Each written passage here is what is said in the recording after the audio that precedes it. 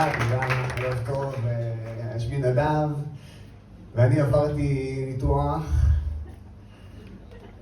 אני סגרתי את צינוריות הזרע שלי. אני מאוד אוהב לספר את זה לאנשים, ולראות איך המחשבה פסיכי חולה נפש הופכת לתוך רגעים ספורים לשיו, איזה גאון! בתור דתי לשעבר, אני יודע שלאלוהים יש 3 באגים, 3 או 3 פלוס הומו, לא אכפת לי. הרוע האנושי, 2 יתושים, ו3 זה גבר ואישה עושים אהבה. ועלול להיגמר בילד.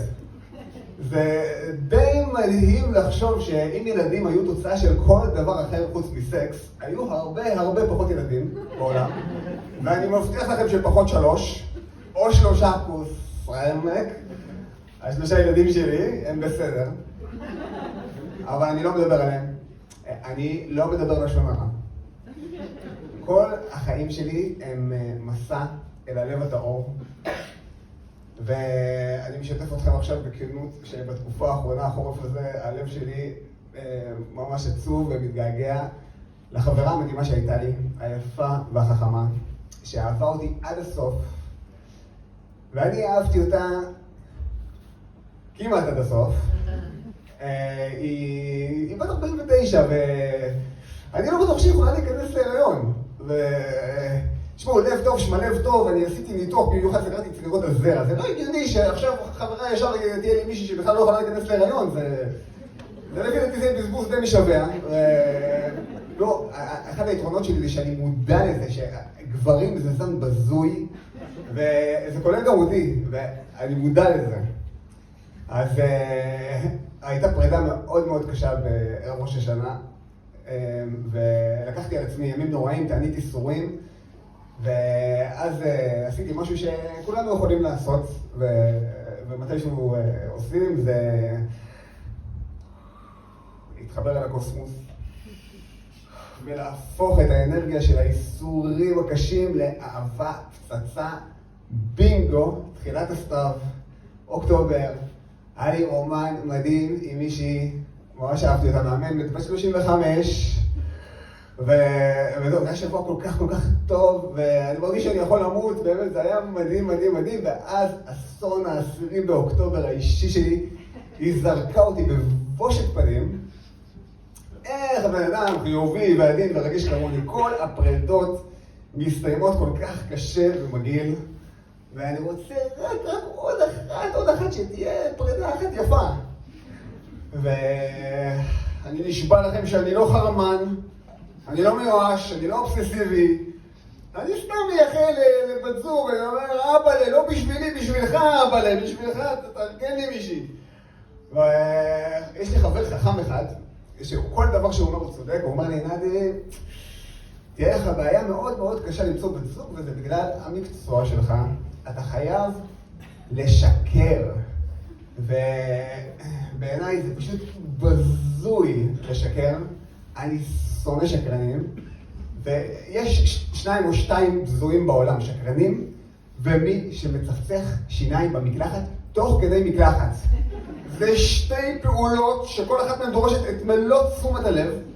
אני עובד גם על איזה משהו, אני חוקר את זה, נראה לי שיש קשר הדוק בין מי שמצחצח שיניים במקלחת תוך כדי מקלחת, נראה לי שהוא גם שקרן.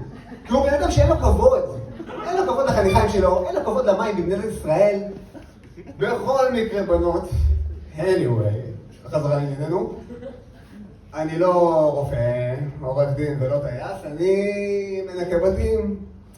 ואני מאוד אוהב לשמח ולעזור לאנשים, בעיקר לזקנים.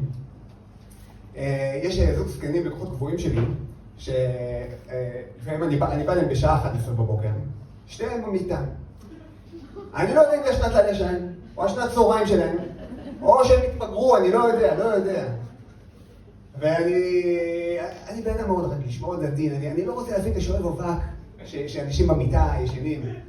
אבל אז רבה, הם כבר לא כל כך שומעים. אני מנקה את החלונות, הם לא רואים. אני בכלל לא יודע אם הם זוכרים שאני באתי לנקות היום. לא יודע, אבל אז ככה אני מתקתק עוד במיטה, ואז בסוף היא צעקה לי, אל תשכח לזרוק את הפח. אם אני אשכח את הפח, תשכח ימיני, מה? אבל לפני כמה ימים באמת אני מקבל טקסט זוהם מלקוחה. נטי, לא קנת את הפח עם אימוג'י אדום כועס. אז מה שעשיתי זה, אני פתחתי משניות, מסכת, קכ"ד, הלכות ניקיון. והתקשרתי אליו והקראתי לה את זה. כי יש לי ניסיון בנושא. אמרתי לה, תקשיבי, כן, אנחנו בפרק קכ"ד, אמר רבי גמליאל, ויצא המנקה מן הבית ופחיו ריקים ושקיות הפח חדשות הן. הקשה עליו רבי שמעון, והיה אם משמיים גשם טוב ניתח. מה יעש? חידד רבי גמליאל.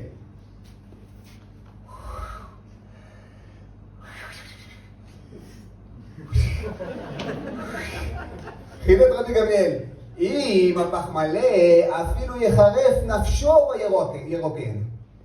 אם הפח מלא חציו ובחוץ מזג אוויר סבבה, ירוקן. אך אם הפח חציו ובחוץ גשמי ברכה, פטור המנקה ותזדמבר הלקוחה עם הפח שלה בעצמה.